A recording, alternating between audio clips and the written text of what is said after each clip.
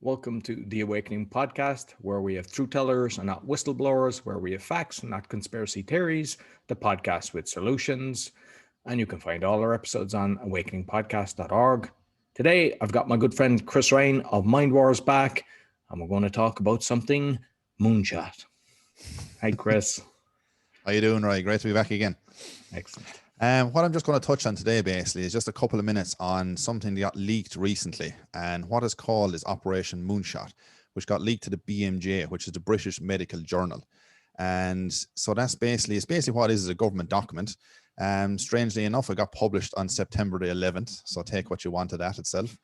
And what it consists of basically is that what the British government have basically entailed or want to roll out for the following year, and specifically early 2021. And what it's doing is basically the government have invested 100 billion into this Operation Moonshot itself. So the idea behind it basically is by early 2021 that they want to have mass surveillance, total control pretty much of the population, in the sense that they want to roll out all this testing across the UK. The 100 billion that they invested, what they're doing is basically they're going to try and do 10 million people per day testing. So pretty much you have 65 plus million people in the UK, and they reckon within 1 week that they'll have the whole population tested. How they're going to do that on a practicality basis, nobody knows, but this is what they have in the documents itself. And what it will do basically is, so they'll also try to introduce basically a digital passport. It says they reckon the digital passport will be done via an app on your phone. And what that will entail basically is that if you, for some reason, basically digital passport will show up. And if you want to go into the likes of, say, a football stadium, be it a live music venue, or be it, say, you want to travel. Well, if you have this digital passport app on your phone, it basically shows that you showed negative or positive. And in simple terms, obviously, if you show negative, you can go ahead with yourself. You can be allowed access to the venue, and you can be allowed access on a flight. If you test positive, obviously, it's a no entry system. So it's what they're doing is incredible, what they're trying to do to the population for the year ahead. And obviously what they're using, of course, is the famous PCR test, as we know, that's been used for COVID-19 worldwide, which does not test for COVID-19, as Kerry Mullis, the inventor himself back in the 80s, who brought this test around, has said it's not to be tested for infectious diseases. And unfortunately, he died last year. But I know if he was around today watching a lot of his videos and stuff, he would be totally against all this kind of stuff, that his test is being used for something that does not test for the so-called virus that's supposed to be out there. So that's the situation with that. And they also said, besides the PCR test, that they're going to include more tests, and they said more testing equipment. So what the funny part was, in the document, it actually says that the other testing equipment that they're going to introduce, they've actually admitted to say that it's not going to be as good as the PCR test. I mean, but the PCR test itself, I mean, how lower can you actually get? And they're actually admitting this inside in the actual journals themselves.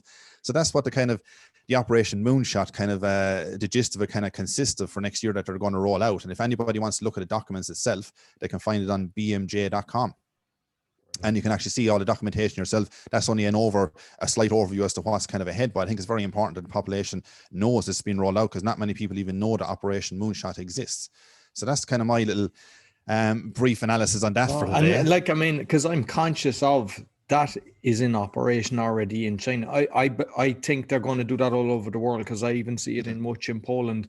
The cameras have just appeared everywhere. I mean, I see the 5G towers appearing everywhere. That's all kind of in cahoots that they have the service for that. But maybe, because I mean, you're aware of the China situation as well. Like, I heard people can't even go on planes. They can't go on public transport. And it's not as if you have been a thief or anything. It's just they determine that, you've done something wrong, the government. Of course, yeah. I mean, that, if anybody's not aware of that, please check out the China social credit score system. Some people that have heard of it think, oh, it's China, it's bad, it's just over in China. Unfortunately not. It's massively sweeping across the West as we speak at the moment. It's here in place, a lot of it already at the moment, that people are not even aware about. But people are also unaware of that millions of people, as we speak at the moment over in China, literally can't leave their own apartment, because they haven't been a good boy or a good citizen today. And it's not that they're a criminal or anything like that. It's basically things like a simple example for crossing the road, or as they call it in the States, jaywalking. If the light was red and somebody crossed the road, well, the actual facial recognition camera that's on the other side will actually pick you up, and within minutes it's able to pinpoint who you are, what you are, your address, and where you're at. And that all feeds back to a database system in the CCP. And all of a sudden you get these points, and you're on a points-based system. So the more points you pick up like that, you're not a so-called good citizen. Then in return, what happens then is there's people over there, for example, that they can't get a train ticket online. They can't get a flight out of the country simply because they broke silly little guideline rules like that over in the country. So, and that's something that will be sweeping and is sweeping across the West. So people definitely need to be more aware of the China social credit score system. Is very definitely a very topical issue to pick out, but not everybody is fully aware of that either, because you won't find a lot of that on your mainstream TV, or your radios are not going to announce that. So that's something, definitely another topic to look at in that area, to make people more aware. Even just outside London at the moment here, a place called Kent, some evening newspaper come out a week ago saying that they're introducing cameras already, that these cameras, the facial recognition ones, will be going a step further, as in they'll be able to show people on the street if they're socially distanced or not. It'll pick it up on the camera automatically. So that's only new. They're trying to roll out that. I mean, so this is the levels we're going to at the moment. We're not even into 2021. Police planet.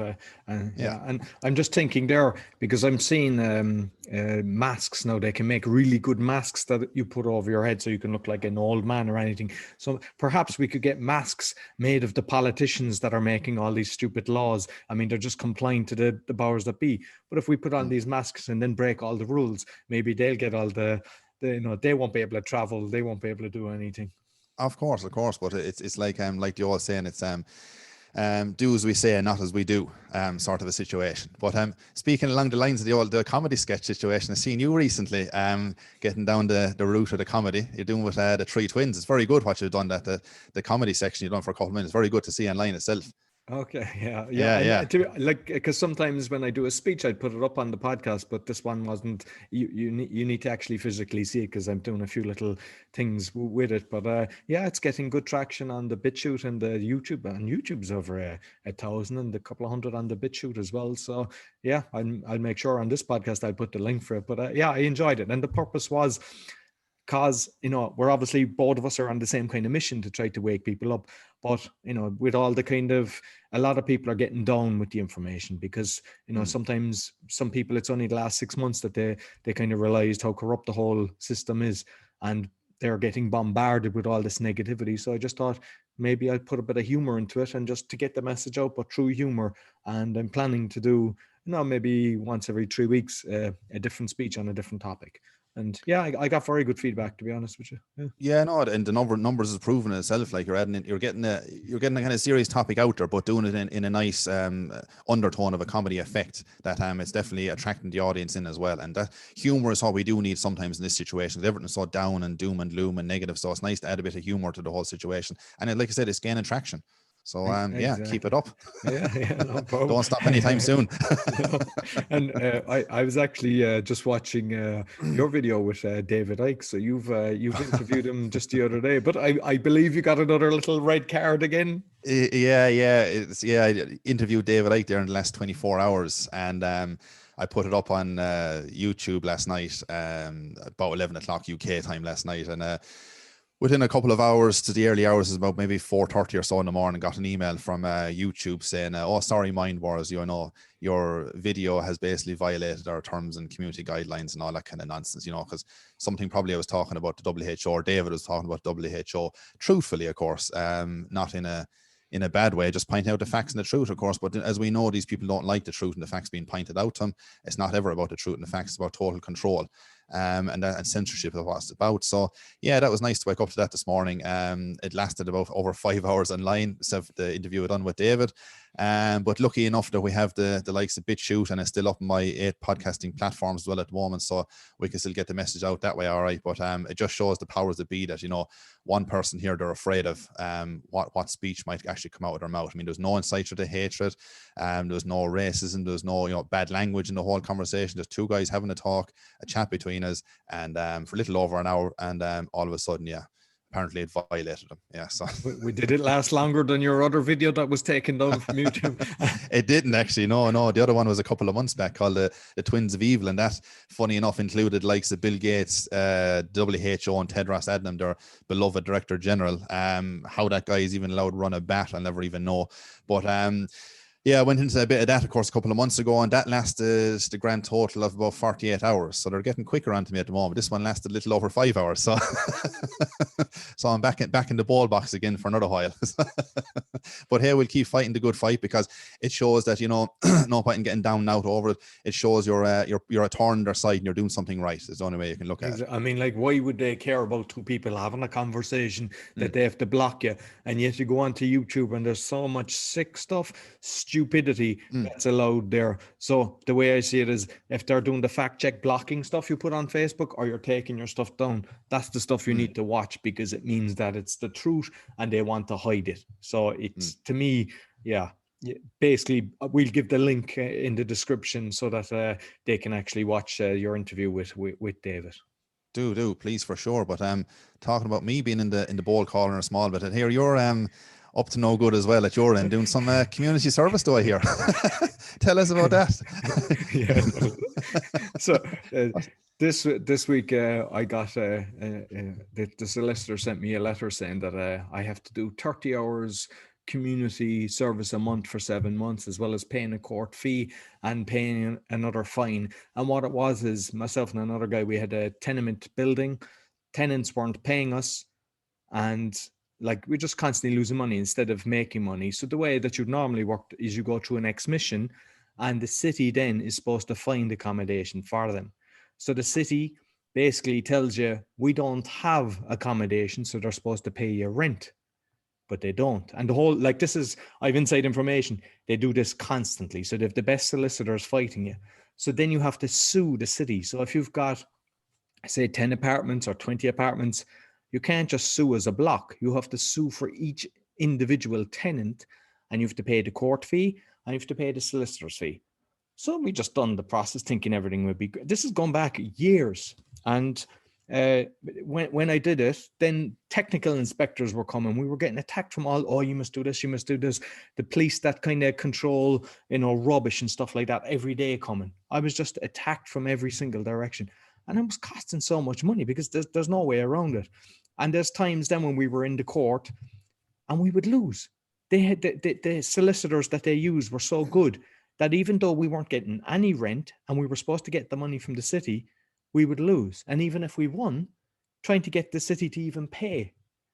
So that happened a few times. And then I had to go to the police, because what happened is we weren't getting paid, so the water got turned off. So we didn't have the money to pay for the things. So the water company turned off the water. But like, the tenants, basically, the ones that weren't paying, most of them left, but there was a few that stayed there. And they went to the police, and it went to the prosecution. So I was calling a few times to the police, and they were just like screaming at me. They were horrible. You swear I had murdered a few people the way they were treating me. So there's me representing my client, and myself, and they're treating me like if I had committed a serious crime. And like, I had been there one time on a Tuesday, and on the Thursday, they went down to my ex-wife's parents, saying, the police called into them saying that, did I know where I was, that they couldn't find me, and terrified her mother. And like, when I was in there, I was in with a solicitor. After that, I said to the detective, why did you do that when I was there previously? So he said he would apologize. And about a year later, when I had to go back to him, I said, did you apologize? Did you do that? He said, I never said that. And my solicitor next to me said, you did. And he kind of changed his attitude. So I was called about a month ago back in by the detectives, let's call them, and they're screaming at me again. And I was like, what is going on here? And they were giving me a document, making me sign, basically saying I turned off the water. And I said, I didn't. And she says, it's going to go to court unless you sign this. And I said, I'm not signing it. I didn't turn off the water. So the solicitor told me the court case is supposed to be in November, maybe the 20th or something like that. It's a grant, I'll just do it. And apparently they had the court case without me in October. And they even put the wrong name. They had like a different company, because I put my correspondence to go to the solicitor, because like, the police just call looking for me as if I'm a criminal. So I said, I want all my correspondence to go to the solicitor. So they even sent the documentation that he wouldn't even collect it. It was just fluke that he collected, he said. And it was that I have to do 30 hours community service for 7 months, pay, fine. So now I had to get another solicitor to represent me to defend myself against this corruption. So Jesus, that sounds like an awful ordeal of a scam you've just been put through. I but mean, even like I've to have a talking to court other case people, without you. they're all going through that. Like there's a lot of people that go through that. Like we were lucky, we didn't have a mortgage on these property. But if you did, the way the city works is they attack you from every direction, so that if you had a mortgage and you're not getting paid by the tenants, and in theory you should get paid by the city if they decide to keep people there. And if you can't pay, the banks don't say, "Oh, we understand." No, they don't. They come in and before you know it, the bailiffs are there and they just take the property, and it's the city ends up owning it. So it's a complete, corrupt. And I mean, I'm following stuff in Ireland and all around the world, the UK and America. Yeah. It's the whole systems are corrupt, and the problem is you've got people that just don't want to pay either, so they know the law. So they're basically working with the because the city doesn't want it to be their problem. It's your problem. So as the solicitor said the other day, I can stand outside the building with the 15 units or whatever it is, and I'm not allowed to stay there, even though the tenants don't pay because they've got more rights than me. How can you justify that?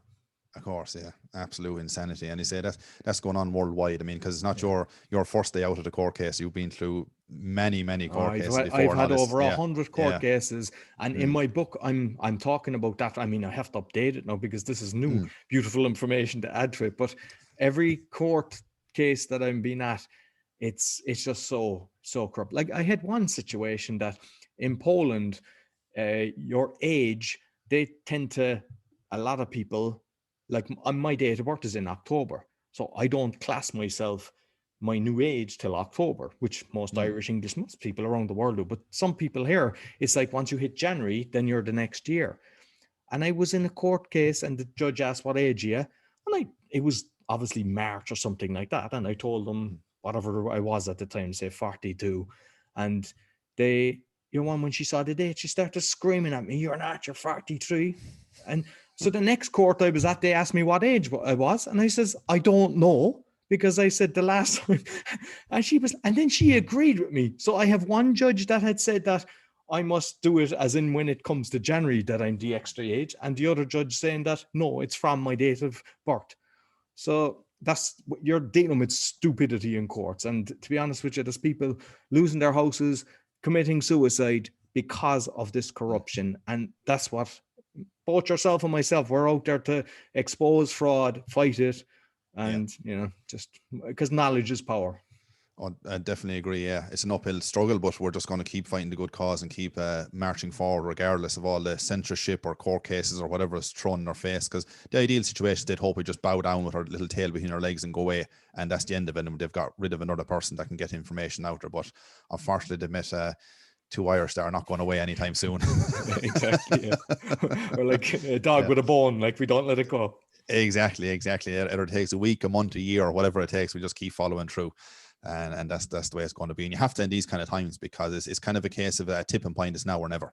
There isn't the case we can wait till next year or wait till the year after, because things are going to be so pushed ahead in the agenda that's going on at the moment. So I think it's we just have to keep fighting forward. And I want to be able to look back myself in time, and I know you do as well, be it 5 years, 10 or 15 years time, and people say to you, "What did you do back in 2020 when all this pandemic hoax is going on?" And that, well, I sat at home and I was a good boy, and I wore a mask going to bed, and I just sat in my iPad night in, night out, and I did as they told me, and I thought it always end, and we flatten the curve and we'll do this and we'll do that. It was never going to end. You give away your freedoms endlessly, thinking when your freedom is taken away, these people, powers that be, don't plan on giving them back to you the week after, because you've been a so good, citizen or whatever the case is. It doesn't work like that. Absolutely. Like we've all been told at the start, we'll do 3 weeks of lockdown and it'll be all grand. So we're, I don't know, is it 7 months now? I last count at this stage, and it's just getting worse and worse. And if you think it's going to change, or you're waiting for the new year that we're going to have, trust us, we're doing all the research. We're surrounded by people that are doing the research. This isn't conspiracy theory. This is fact. No. The thing is, they're giving the information out there. For some reason, they actually tell you what they're doing. There's documents out there. So all the stuff is there. So you need to wake up, because, as we say, knowledge is power. Exactly, and if people want to look at certain things that are far from a conspiracy theory, like you've rightly said, I mean, go look at the likes of Klaus Schwab, the guy, the founder of the World Economic Forum. Go onto their website, look at all their stuff. It's all documented, pretty much the stuff that's there. Over the past couple of months, they make no bones about it. They're telling you what's coming. About the fourth industrial revolution, all that stuff they go into as well. Detail that's ahead. Be it the AI technology, the 5G they need, the smart grids, all that is there. That's one area people can go check out as well, and check it on a daily basis and see what's actually planned ahead.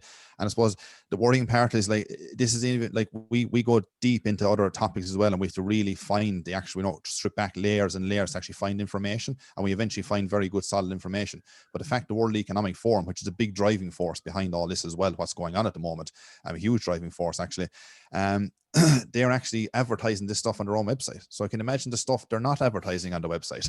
Yeah, exactly. Yeah, so all we can say to people is just please wake up as soon as possible, take your head out of the sand and just say no, just stop complying. Because if you're waiting for your governments or your beloved leaders to get us out of this thing anytime soon, or thinking that they're on our side, you're sorely misled, thoroughly. And like we've always said, is like, stay away from the mainstream, turn off the TVs, turn off the radios, do your own independent research is the best thing you can start doing. And you will sooner rather than later, start finding your own information to kind of go, hey, this does not add up at all. And then you'll be able to make better decisions for yourself and your own family going forward, knowing the actual truth. And you've so rightly said, right, that truth is power. Information is very truthful, and the whole concept around it. So people just need to go do it and open the mind and start looking outside the box and doing a bit of critical thinking for themselves. Absolutely. Listen, Chris, as always, it's been fantastic. We'll get you Yeah. back soon again and have Same another as. hot tip, because I love these little hot tips. Yeah. And no worries, for sure. I love let's it. start the wake up challenge, where people are actually waking up. They turn off their television and they have a little chat. They do a small bit of research, and we'll spread the wake up challenge. Exactly. And obviously, if anybody wants to contact us, they can contact us. No problem at all. Yeah, and I'll put your links on the description below so that you can see the David Icke interview and your YouTube channel. Well, since it's still alive, for how long we don't know. But the BitChute anyway. At least we're safe enough at the moment with the BitChute. So exactly. No worries. I appreciate that, Roy. All right, thanks, Chris. So that's all for the Awakening Podcast. You'll find all our episodes on awakeningpodcast.org. Until next week, take care.